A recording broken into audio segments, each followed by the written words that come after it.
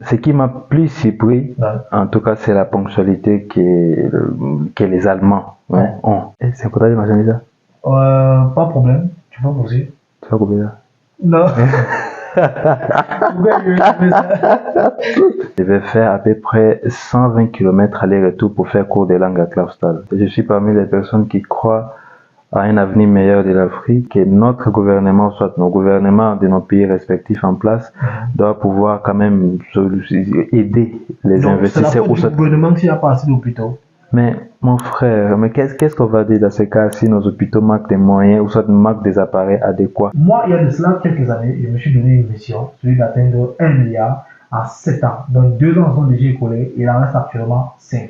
Donc, si tu aimerais savoir comment est-ce que je vais procéder pour atteindre cet objectif, qui est vraiment ce milliard, alors je t'invite à t'abonner à cette chaîne, activer la cloche de notification pour ne plus manquer de prochaines vidéos, liker si ce contenu te plaît, et on se dira à plus dans les prochaines vidéos parce que dans les prochaines vidéos à venir, dans les mois qui suivront ou dans les semaines qui suivront, je vais vous partager. J'ai l'immense plaisir de vous présenter aujourd'hui à nouveau un nouvel invité dont on va bien évidemment soumettre à notre questionnaire qui par contre à l'autre précédent invité, si vous n'avez pas encore vu la vidéo, celui-ci vient d'arriver ici en Allemagne, mais son parcours est vraiment exceptionnel.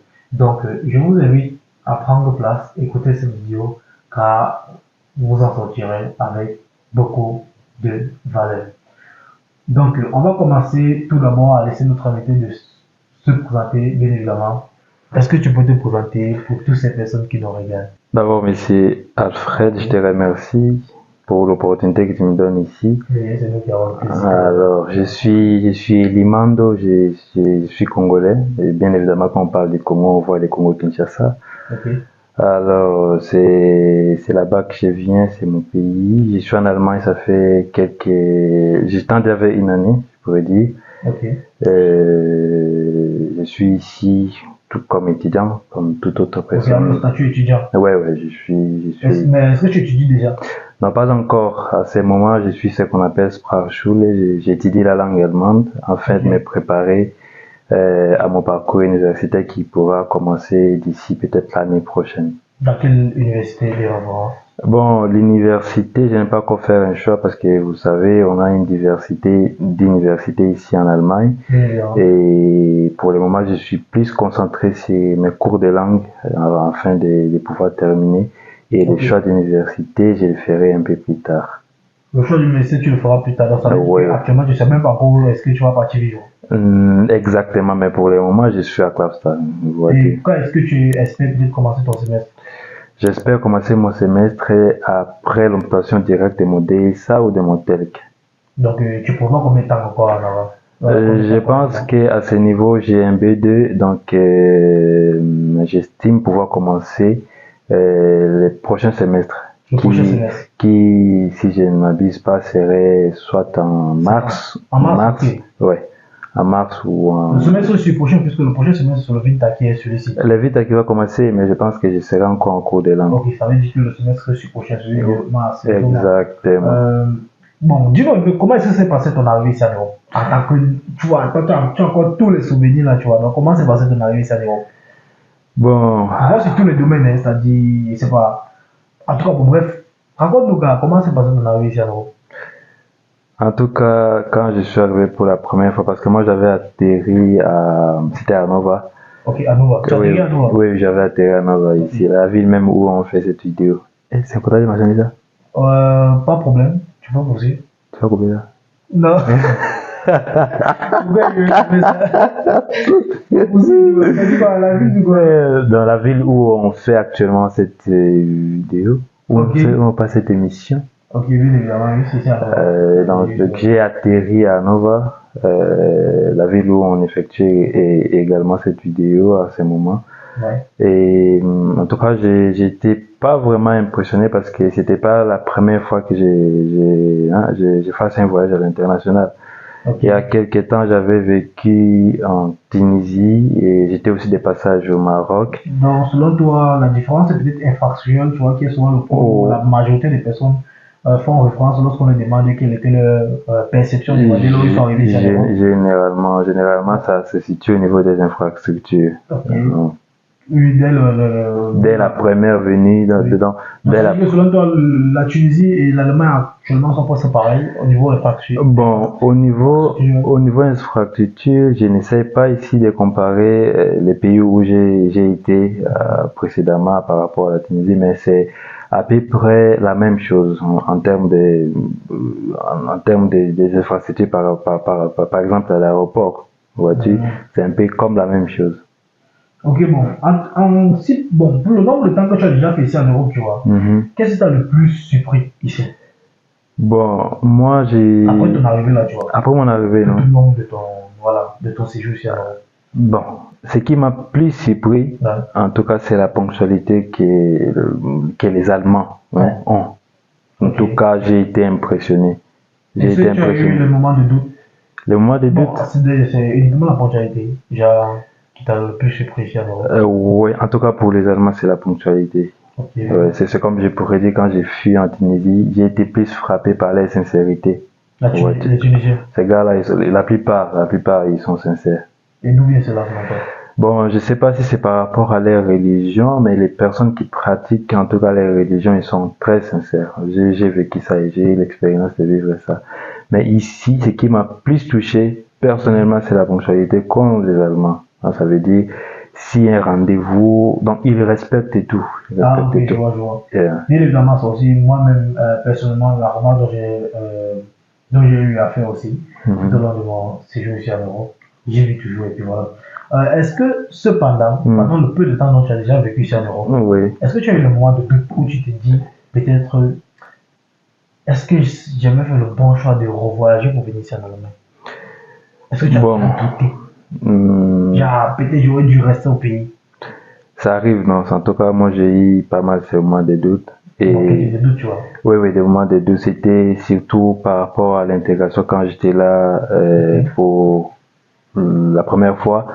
Et je me rappelle bien à l'époque, c'était l'année passée quand j'étais là, j'ai vécu encore à Braunschweig. À Braunschweig, donc je devais faire à peu près 120 km aller-retour pour faire cours de langue à Clausthal. Je devais prendre les trains et les bus. Combien de temps durant le temps? Je pense que ça me prenait 2h30, des fois 3h. Ok, je vois. Et au cas où peut-être j'arrivais à manquer mon bus ou soit mon train, je devais attendre 1h ou 1h30. Okay, c'est ce qui... Le problème de la DB.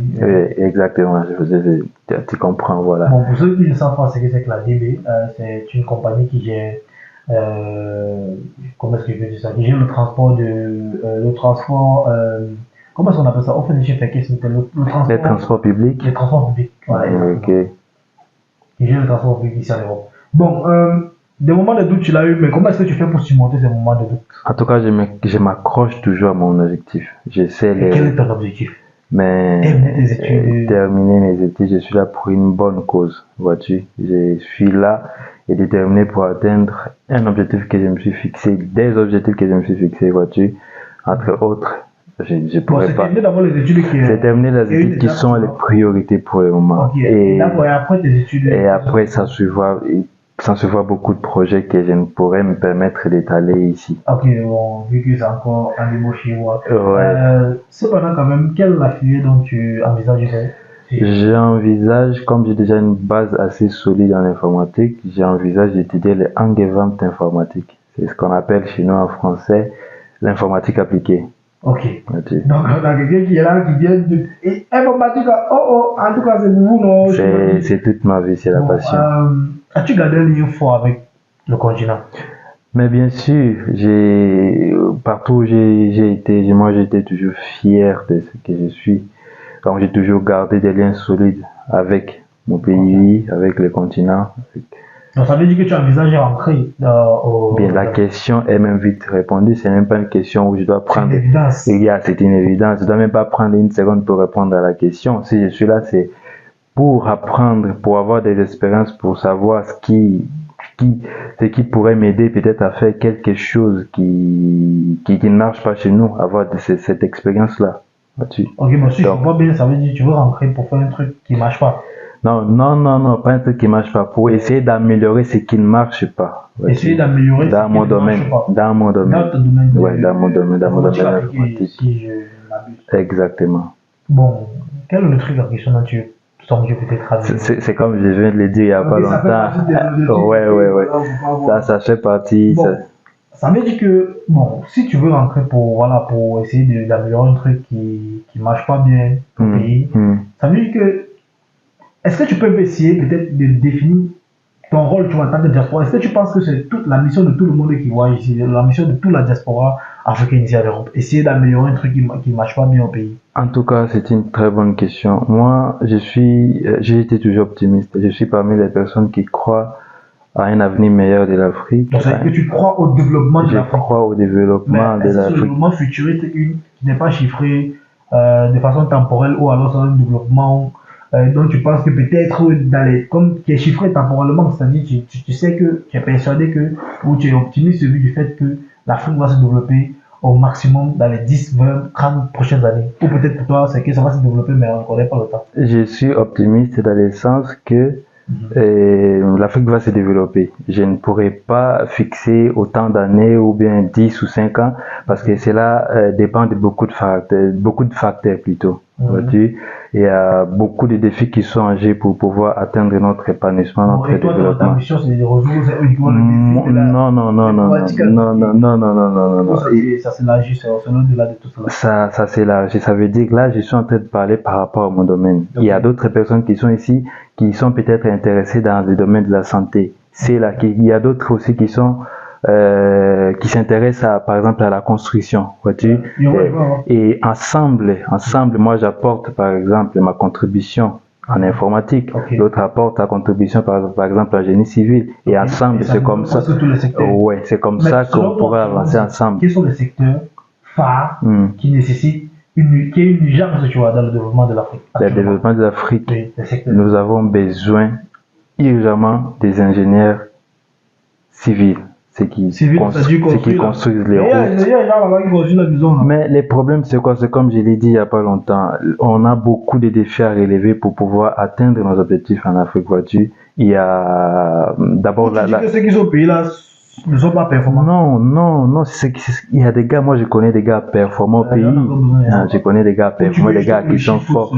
Ils sont beaucoup plus nombreux qu'ils le sont. Non, les problèmes peut-être c'est la technique, vois-tu. Quand on apprend ici, on peut dire qu'ici on étudie un peu avec on apprend des choses modernes, vois-tu. On apprend peut-être des techniques que l'on n'a pas. Tu veux dire que ce que nous on apprend d'abord au pays est déjà obsolète? Ce n'est pas archaïque. Je ne dis pas que c'est obsolète ou je ne dis pas que c'est archaïque. C'est quoi le problème? Mais si on est là, vois-tu, on est là pour apprendre. Vois-tu, ici on apprend en tout cas la nouveauté, voilà.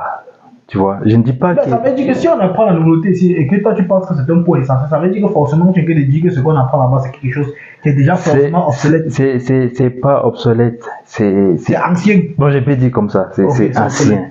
Donc ici, quand on étudie, on apprend de nouvelles méthodes, tu vois, des méthodes qui pourront, à ce qu'on ajoute à ce qu'on connaît déjà. Voilà, c'est ça qu'on connaît déjà. Est-ce que tu fais partie des personnes qui disent peut-être qui prônent le fait que, peut-être, je prends l'exemple avec l'exemple dont tu viens de prendre, c'est-à-dire en effet sur le développement d'infrastructures, tu vois, c'est-à-dire le génie civil. Est-ce que tu penses que est-ce que tu épouses l'idée des gens qui pensent que dans le génie civil il y a les architectes, tu vois. Exactement. Donc nos architectes doivent plutôt concevoir des architectures type africaine, tu vois, donc genre luxe africain, tu vois, pas type luxe occidental, tu vois. Tu connais quand même comment nos architectures je comprends. sont souvent basées, tu vois. Tu connais comment les architectures des occidentaux sont basées. J'ai eu l'occasion de... Est-ce que tu poses l'idée du fait que les architectes actuellement doivent bosser sur la performance du luxe, mais avec notre type d'architecture, pas le type d'architecture de l'Occident? Je pense qu'un mélange de ces deux, un mix serait mieux pour notre épanouissement, pour notre développement. Ça veut dire essayer de mélanger. Ouais, essayer de mélanger notre culture, notre façon de faire, de designer quelque chose, d'infrastructurer quelque chose, et aussi la méthode occidentale. Et je pense que la combinaison de ces deux méthodes fera quelque chose de... C'est la raison pour laquelle tu as voyagé ici. Histoire de mélanger nos trucs. Mais là, on parle dans un autre domaine. Ok, d'accord. Donc, faut pas oublier que mon domaine, à moi, c'est un peu comme, voilà, un peu... C'est commun, c'est commun, c'est commun. C'est commun, voilà. Ok, bon. Cependant, est-ce que c'est le seul domaine urgent actuellement, c'est-à-dire domaine infrastructure? On a, Infrastructure. en tout cas, ce qui pourrait encore être rêvé en Afrique, je pense que c'est le domaine de santé aussi. De santé. Oui. En deuxième domaine. Donc, pour le génie Ouais. civil, tu dis la santé. Oui, la santé, c'est quelque Donc, toi, chose. tu penses qu'on doit d'abord commencer avec le génie civil ou bien tu n'as pas essayé d'ordonner cela? J'ai pas essayé de donner ici, j'essaye de dire tout ce qui est assez important, tout ce qui est vraiment important, tu vois. De façon chronologique, il y a le plus important. Non, j'ai pas Tu n'as pas arrangé. j'ai pas arrangé en tout cas. Ok, je vois. Donc, premier domaine, génie civil. Deuxième domaine, la santé. La santé. Et comment est-ce qu'on a développé la santé? Est-ce que tu penses qu'il n'y a pas assez de... Je pense que, c'est comme je viens de le dire il n'y a pas longtemps ici, on a beaucoup de défis à pouvoir relever. Et souvent, il arrive que nos compatriotes, soit nos frères, nos sœurs, meurent souvent plutôt par manque des soins appropriés, vois-tu. Peut-être que ça arrive dans des hôpitaux, on n'a pas des équipements modernes qui... Des plateaux techniques avancés. Et voilà, exactement. Okay. Souvent même, tu vois, nos politiciens, soit quand ils sont malades, ils sont obligés de se déplacer. Vois-tu, ça aussi c'est un défi. Est-ce que tu as un troisième secteur peut-être d'activité que tu penses que c'est vraiment urgent pour un développement?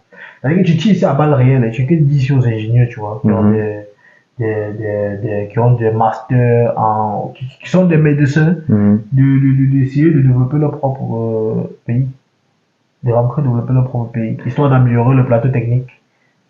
Exactement, mais mais pouvoir arranger le plateau technique, tu vois, ça pourra pas seulement dépendre par exemple, du médecin. Ça doit être quelque chose qui doit être soutenu localement. Tu vois, ça veut dire que quand je pense de soutenir localement, ça veut dire que notre gouvernement, soit nos gouvernements de nos pays respectifs en place, doit pouvoir quand même aider les investisseurs. C'est la faute du gouvernement s'il n'y a pas assez d'hôpitaux. Mais mon frère, mais qu'est-ce qu'on va dire dans ce cas si nos hôpitaux manquent des moyens ou soit manquent des appareils adéquats? Donc ça veut dire que c'est le gouvernement qui doit développer les hôpitaux. Non, c'est pas le gouvernement, le gouvernement doit équiper. Donc ça veut dire le gouvernement doit sortir là, équiper les hôpitaux. Normalement, c'est le rôle du gouvernement. Mais et les hôpitaux privés là? Les hôpitaux privés, on peut pas les classifier ici. Les hôpitaux privés, là maintenant ça dépend des personnes qualifiées. Ça veut dire qu'on peut avoir un frère ici. Tu vois avec moi là maintenant, c'est que le problème n'est pas peut-être forcément ou directement le gouvernement, tu vois, puisqu'il y a la possibilité de sortir sur l'hôpital privé. Mais c'est le plateau technique au niveau où on peut, tu vois. Ce que tu ignores, mon frère, c'est que, bon, je sais pas si tu ignores, mais je pense que tu es au courant, je m'excuse pour le terme, c'est que les privés, ils sont chers. Les prix n'est pas accessible. Le secteur, la médecine, les prix n'est pas accessible à toute la population. Je parle de ça. Je parle de ça justement. Mais il peut y avoir quand même des trucs privés qui prennent beaucoup de temps. Non, quand déjà un hôpital privé est bien équipé, ça veut dire que ça sera cher. Ok, selon toi, bon. Je répète encore, tu as dit génie civil. J'ai évoqué le génie civil. La médecine. Très important. Est-ce qu'il y a un troisième domaine peut-être pour clôturer la question? Un troisième... Non, je pense qu'il n'y a pas un troisième. Ce sont les points. Et la nourriture? Hein? D'abord, nous on a faim, tu vois. On n'arrive même pas à produire encore. Donc, selon toi, je pense qu'on peut avoir oublié la nourriture. On développe la maison et puis on ne mange pas. La nourriture, je pense que c'est un autre sujet qui dépasse en tout cas mon point de compétence, en tout cas, de ce que je vois. Donc, cela dit ton point de vue, tu vois. Oui. Tu penses que nous sommes assez alimentaires, ou tu penses que nous sommes actuellement de façon alimentaire suffisante, tu vois. Nous sommes dans l'autosuffisance alimentaire. La nourriture. C'est compliqué à prononcer. Donc voilà. Ok, d'accord. Donc tu penses que nous sommes actuellement assez autosuffisants? Bon, côté alimentation, bon, c'est vrai qu'on importe encore quelques La plupart tu vois même le blé. La plupart sont importés, non? Le blé. Et c'est justement cela que j'ai pas beaucoup plus d'informations sur ça. Non, le blé, le riz, je suis que d'énumérer les produits qui sont qui entrent dans la classe des produits les plus importés par beaucoup de pays africains. Le riz. Et puis voilà, mais sauf que je tiens aussi à mentionner qu'il y a certains pays africains qui bossent pour pouvoir ne plus importer ces produits phares, qui sont vraiment des produits phares à la consommation de tous les habitants. Exemple, le Burkina Faso. Vous avez capté. Donc, tu as introduit avec la politique en disant que c'est la politique qui devait créer. Donc voilà, tu vas nous faciliter la transition vis-à-vis du domaine politique. Bon, est-ce que toi, tu fais partie des personnes qui pointent du doigt, c'est-à-dire au gouvernement en tant que responsable, tu vois, de la situation de nos pays actuellement? Bon, moi, je vais essayer de le dire de façon un peu plus claire. Ok. Je viens de dire il n'y a pas longtemps ici que moi, je suis optimiste, vois-tu. Ok, oui, je suis parmi les personnes qui croient à une Afrique meilleure dans les années qui vont suivre. Et tu n'as pas voulu chiffrer comme ça? Non, j'ai pas voulu chiffrer. Les années là, même demi-siècle, c'est toujours les années. J'ai pas voulu chiffrer. Okay. On a chez nous des potentiels talents. On a des gars, on a des ingénieurs, on a tout ce qu'il nous faut. On a tout ce qu'il nous faut en Afrique en tout cas. Moi, par exemple, ça me fait de la peine quand je voyage et que je vois, par exemple, à Nova ou soit à Francfort ou même à Berlin, des infrastructures. Je me pose toujours des questions. Ces infrastructures coûtent combien? Ne peut-on pas chez nous construire ou soit bâtir des histoires comme ça? Ou peut-être que c'est l'argent qui manque, mais c'est pas l'argent qui manque. Tu penses que l'argent est... Non, on a l'argent, c'est toutes les fois chez nous c'est plus d'argent qui est détourné. Vous allez voir un tel détourne X millions, X appartenant par exemple à l'Assemblée naturelle, des chiffres avec beaucoup de zéros. Exactement. Actuellement, ce qui pose peut-être, ce qui est la cause phare de notre situation actuelle dans la plupart des pays africains, ce qu'il nous faut, c'est pas ce qu'il nous faut, en tout cas, c'est un gouvernement, c'est une politique un peu plus stable, vois-tu. Et donc, la politique de la plupart de nos politiques ne sont pas stables. C'est la raison même de toutes les difficultés que nous rencontrons en Afrique. Vois-tu. Il nous faut vraiment un gouvernement stable. Bon, tu as dénoncé même déjà, tu vois, actuellement, les solutions, tu vois, pour faire cette transition, tu vois, dans laquelle tu es beaucoup optimiste. Donc, je dis pas quelques mots alors, tu vois, donc, en commençant par stabiliser le gouvernement. Quels sont d'autres points que tu penses qu'il faut absolument faire si c'est qu'on veut atteindre un développement qui dépasse peut-être le développement de tous les pays du reste du monde, tu vois, côté infrastructurel et la plupart, dans le domaine infrastructurel et d'autres domaines.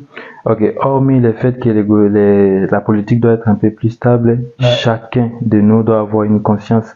Chacun de nous doit pouvoir apporter sa contribution à la société afin qu'ensemble... Il y a beaucoup d'inconscients actuellement.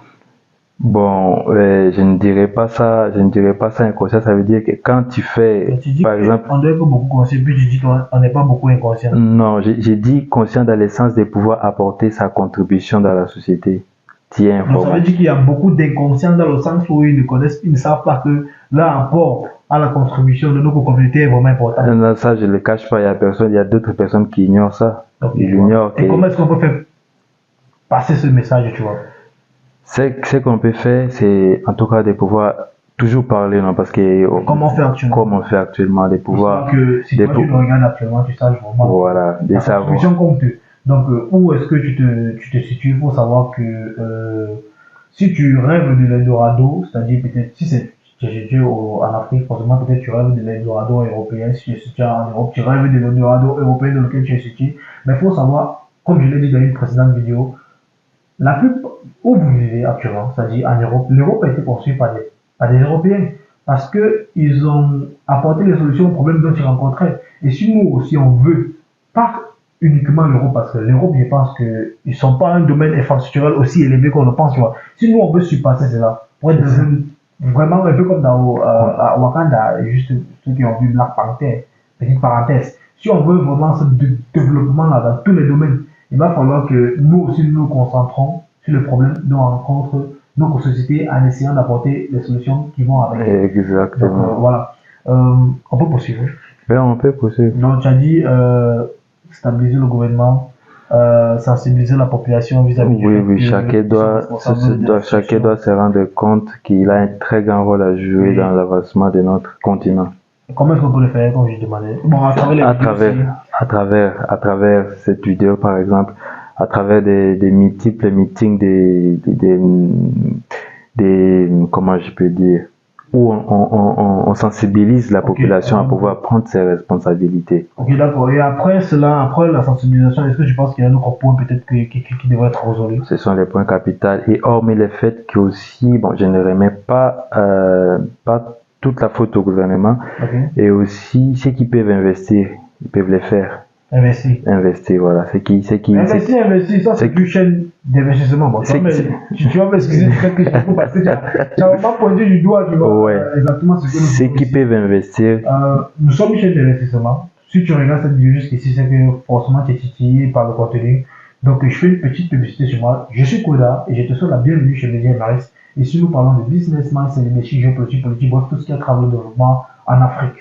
Donc moi, il y a de cela quelques années, je me suis donné une mission, celui d'atteindre 1 milliard en 7 ans. Donc 2 ans sont déjà écoulés, il en reste actuellement 5. Donc si tu aimerais savoir comment est-ce que je vais procéder pour atteindre cet objectif, qui est vraiment ce milliard, alors je t'invite à t'abonner à cette chaîne, activer la cloche de notification pour ne plus manquer nos prochaines vidéos, liker si ce contenu te plaît, et on se dira à plus dans les prochaines vidéos parce que dans les prochaines vidéos à venir, dans les mois qui suivront, ou dans les semaines qui suivront, je vais vous partager du contenu époustouflant. Vraiment époustouflant au point où vous serez vraiment ébahis. Et tout cela, je veux que dans la tête de cet objectif, je veux pouvoir offrir un minimum de 100 000 emplois à tous les Africains. C'est-à-dire, dans ma démarche pour acquérir ces 1 milliard, j'aimerais qu'au cours de cette démarche, j'ai donné les emplois, mon équipe et moi bien sûr, parce que je te dis, faut pas juste me regarder, moi ma petite personne, je suis juste l'iceberg de toute de tous les personnes avec qui je collabore actuellement. Donc, je veux que avant d'arriver sur le milliard, qui est l'objectif le plus phare, c'est que j'ai donné un minimum de 100 000 emplois à toutes les personnes de façon directe comme indirecte. Et pour suivre ce but, il y aura un site internet, bien évidemment, qui est en train d'être créé et qui va être disponible aussi dans les mois à venir pour que vous puissiez checker à quel niveau nous sommes actuellement vis-à-vis de notre objectif. Donc, si cet objectif te plaît, une fois de plus, alors abonne-toi tout simplement en soutien à la communauté parce qu'on est d'abord un minimum d'abonnés qu'on va atteindre avant de pouvoir entrer, toucher vraiment du doigt, commencer voilà, tu comprends. Donc voilà, tu partages. C'est uniquement ça qu'on a besoin actuellement, c'est pour faire grandir d'abord la communauté. en tout cas, c'est très bien de pouvoir se fixer des objectifs comme ça. Et qu'est-ce que tu penses, d'ailleurs, de cet objectif? En tout cas, c'est un gros, c'est un gros défi et je pense qu'avec la discipline, tu pourras le faire sans problème. C'est une question de discipline, On combat dessus, bien évidemment. Exactement. Ce qu'on veut, c'est que, lorsqu'on va partager notre processus, pour pouvoir, parce que nous sommes vraiment certains qu'on va l'atteindre, comme actuellement tu l'as dit, parce que on va vraiment donner notre temps, tu vois, donner cette énergie, tu vois, pour pouvoir atteindre cet objectif. Et on veut qu'au cours du partage du contenu qui aura trait, tu vois, avec des actions dont on va mettre en place pour pouvoir atteindre cet objectif, soit utile à toutes les personnes qui vont le consommer. De telle façon qu'eux aussi pourront soit faire exactement comme nous avons fait, ou faire 2000 fois plus que cela. Parce que ce qui compte, c'est comme il a dit, c'est l'apport collectif. Moi, ça, je ne veux pas développer même seulement mon quartier. Donc, c'est ensemble qu'on va le faire. Et puis voilà. On poursuit la vidéo. On continue. Je pense qu'on était où? Je me rappelle plus moi aussi. Je pense que c'était au niveau où tu as soulevé le fait que, tu étais au troisième point en disant, lorsque tu as dit que l'investissement, c'est aussi très important. Ceux qui peuvent investir, il faut pas hésiter parce que si. Et investir dans les domaines dont tu es numéro au début, investir dans. Il y a beaucoup de domaines. On peut investir dans la santé, dans l'alimentation, dans l'élevage. Il y a beaucoup. Ça, c'est un autre grand point, c'est un autre grand thème encore. Il fallait qu'on. Et toi, tu aimerais investir où? Moi, j'aimerais investir beaucoup plus dans mon domaine. J'ai un très grand projet sur lequel j'ai parié à 100% sûr qu'un jour je reviendrai sur cette vidéo que ça marchera. Ok, je vois, c'est avec plaisir. J'ai mes réserves, j'ai mes réserves. Tout le plaisir qui viendra, tu vois. Et je suis certain que si je te demande actuellement de quel projet ça dit, c'est pour des frais un peu sécurité. Ok, je comprends et j'aime bien, je kiffe bien. Cependant, bon, quelles sont les remarques que tu as fait vis-à-vis des Africains qui sont ici en Europe? Quelles sont directement les remarques? Tu as déjà forcément côtoyé beaucoup d'Européens ici. Donc, quelles sont les remarques que tu as eu à faire ici? Par rapport aux Européens, par rapport à nos frères. Ah, ok. Je pense que plus tôt dans la vidéo, j'ai essayé aussi de parler de ça. Disons, j'ai toujours gardé mon identité. C'est très important. Tu as remarqué qu'il y a beaucoup de J'ai remarqué de nos frères là qu'ils ont perdu. Vous allez peut-être voir un frère avec qui vous étiez, par exemple, au pays. Ouais. Qui arrive ici, qui par exemple, qui était, je pourrais dire, quel nom africain je me donne par exemple mon nom à moi-même. Ouais. Par exemple, je suis Mando. Ouais. Mais quand les frères arrivent ici, ils s'appellent maintenant Roland. Tu vois. Okay, pourquoi ça? Parce qu'il a peur peut-être de son identité ou peut-être il a honte à m'appeler Mando. Peut-être parce qu'il ne connaît pas qui il est, tout simplement. Parce que voilà. Exactement. Je pense que si tu connais qui tu es, tu peux à jamais régler ton identité. Jamais. C'est peut-être l'un des problèmes que nous rencontrons. Et ça se limite pas là aussi. L'ignorance de qui nous sommes. Ça, je pourrais le thème, ça peut marcher sur une vidéo. Je sais un peu, bon. Je pense qu'il y a beaucoup de thèmes où ça pourra. Moi, je l'encouragerais à pouvoir en parler. C'est un terme d'identité. Ouais. C'est très important. Et un autre thème, c'est le thème. De la politique? Non, c'est pas de la politique, ça vient de m'échapper. Tu vas me dire ça, ça peut être. Voilà. Mais je pense que ça va me revenir, je pourrais évoquer ça encore. Tu pourras m'écrire je pourrais évoquer. Donc tu as remarqué qu'ils ont perdu l'identité, tu vois. Beaucoup ont perdu l'identité et ils ont pas essayé, mais ils ont abandonné leur culture africaine. Ils essayent d'abandonner. Ils essaient d'abandonner et d'essayer d'oublier leur identité. Cependant, je fais cette série de vidéos beaucoup plus aussi pour les étudiants qui sont ici en Europe. Qui sont là pour réussir, tu vois, le cursus académique d'abord, avant de réussir le cursus scolaire. Et pour cela même d'ailleurs, j'ai un livre qui est en train d'être écrit et qui est en train d'être finalisé. Donc j'ai déjà annoncé sa venue dans une précédente vidéo. Qui va porter, qui a pour titre, bon c'est pas le titre exact du livre parce que j'étais encore dedans dessus, nous sommes encore discuté dessus. Mais l'objectif du livre c'est de partager tous les tips et les tricks dont un étudiant peut avoir besoin dès son arrivée ici en Europe. De telle façon que sa réussite ne se limite pas uniquement sur le domaine scolaire, parce que bien évidemment si tu réussis de façon scolaire que tu n'as pas réussi socialement, tu ne pourras pas facilement réussir professionnellement, ainsi de suite. Et comme ça il y en a beaucoup de domaines sur lesquels vous n'imaginez pas qu'il faut réussir, et tout cela à travers des formations qui vont se retrouver dans le livre, des formations sur la gestion financière, sur le mindset. Et par là du mindset, mon deuxième thème est revenu. C'est très important de pouvoir parler, de rappeler aux personnes qui souvent viennent ici de ne pas oublier leurs objectifs. Parce qu'il y en a d'autres qui sont là, ils savent même pas où commencer, ou soit ils n'ont pas d'objectif. Bon, je suis là. Il n'a aucun projet, aucun objectif, et c'est ça. Le livre en question peut être. Dès sa sortie, ce sera vraiment intéressant. Ouais, ok. Un truc à souligner, ce n'est pas moi qui écris personnellement le livre. Ça ne veut pas dire que c'est pas moi qui l'ai écrit. Je sais que ça fait un peu une petite confusion.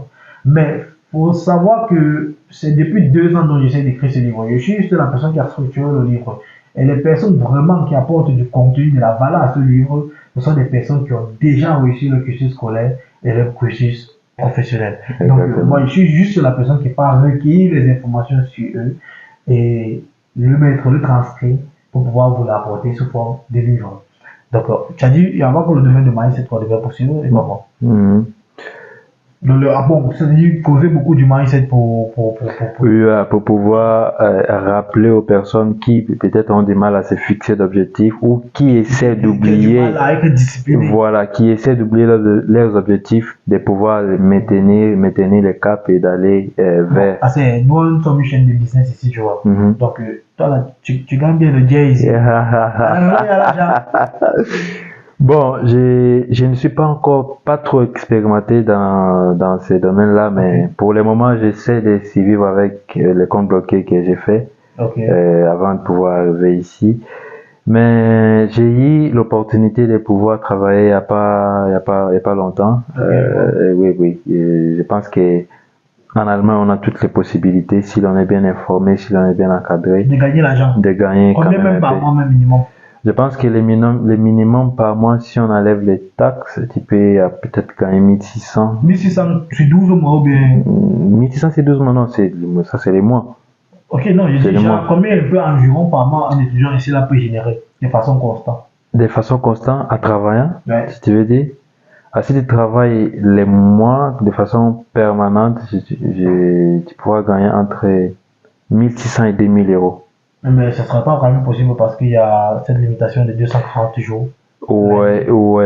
Faut pas oublier qu'en tant qu'étudiant, on a que les droits de pouvoir travailler. Et voilà, exactement. Des permissions à pouvoir travailler chaque fin d'année. Mhm. Donc, on va encore faire la transition de publicité. S'il y a des parents qui peuvent te dire jusqu'ici, faut arrêter de demander l'argent à vos enfants que vous avez envoyés ici en Europe avec pour but les études. Parce qu'il faut savoir que ces personnes, jusqu'à présent, ils n'arrivent pas encore à générer beaucoup de moyens. Comme vous pouvez le constater, ils sont d'abord limités sur le nombre de jours de travail. Et puis encore, il y a des personnes qui n'arrivent même pas à travailler. Et d'autres même encore sont même encore dans des villes où il n'y a même pas de travail. Donc voilà, faut plus demander l'argent. Si vous le donnez, faut même plus prendre, il faut le laisser d'abord terminer les études. Et puis voilà, pour se terminer. C'est important que je le dise quand même, tu vois, parce que j'ai beaucoup des amis qui se plaignent qu'il y a des parents des familles qui leur demandent beaucoup d'argent. Donc ça, je vois souvent comme est-ce qu'ils s'entêtent ici, tu vois, juste pour satisfaire des besoins dont on peut s'en passer facilement. Pour terminer cette vidéo, je vois quand même que cette interview t'a un peu beaucoup fatigué peut-être. Non, ça a été un plaisir. Ok, donc pour terminer cette vidéo, si tu avais un mot à dire à la jeunesse actuellement, ce qui se situe en Afrique, et à la jeunesse actuellement qui se situe ici en Europe. Bon, pour la jeunesse qui se situe en Europe, je pense que tu diras peut-être qu'ils reviennent, qu'ils doivent penser à l'identité, à leur identité. Mais pour ceux qui sont en Afrique, si tu avais un conseil à apporter, vu que tu es une grande personne actuellement, tu vois. Non, je ne suis pas aussi grand que ça. Du fait que tu es ici là pour les études, Ouais. il y a peut-être beaucoup de personnes qui ne savent pas que tu as un cursus professionnel qui te suit derrière, tu vois. Et donc, peut-être tu n'as pas une seule présentation et je n'ai pas peut-être l'idée de te raconter. En tout Je cas. connais au Caméra, il a un cursus professionnel et puis voilà. Il a même une histoire entrepreneuriale qui est tellement motivante. Si cette vidéo là marche, peut-être qu'il va encore l'inviter. Voilà, si tu avais un mot et un conseil à dire à la jeunesse actuellement qui se situe en Afrique, qu'est-ce que tu diras? Moi, ce que je pourrais dire, c'est que nous devons tous prendre conscience de l'engin que notre contribution pourra apporter au développement de notre pays respectif, au développement de notre continent qui est l'Afrique. Vois-tu? Chacun puisse apporter sa contribution dans son domaine respectif, que nous puissions tous rester fixés à nos objectifs. C'est ce qui est très capital. C'est ce qui est très capital. Et ton mot de fin? Moi, je te remercie pour m'avoir donné cette opportunité de pouvoir apporter ma contribution à moi de quelconque façon à cette communauté que nous sommes. Et je remercie tout le monde aussi pour avoir eu le temps de suivre notre vidéo jusqu'à la fin. Et voilà. Donc, abonnez-vous à Média Emerich. C'est encore quelques mois sur les maladies. C'est une bonne communauté. On se dit à plus pour une autre vidéo. Ciao.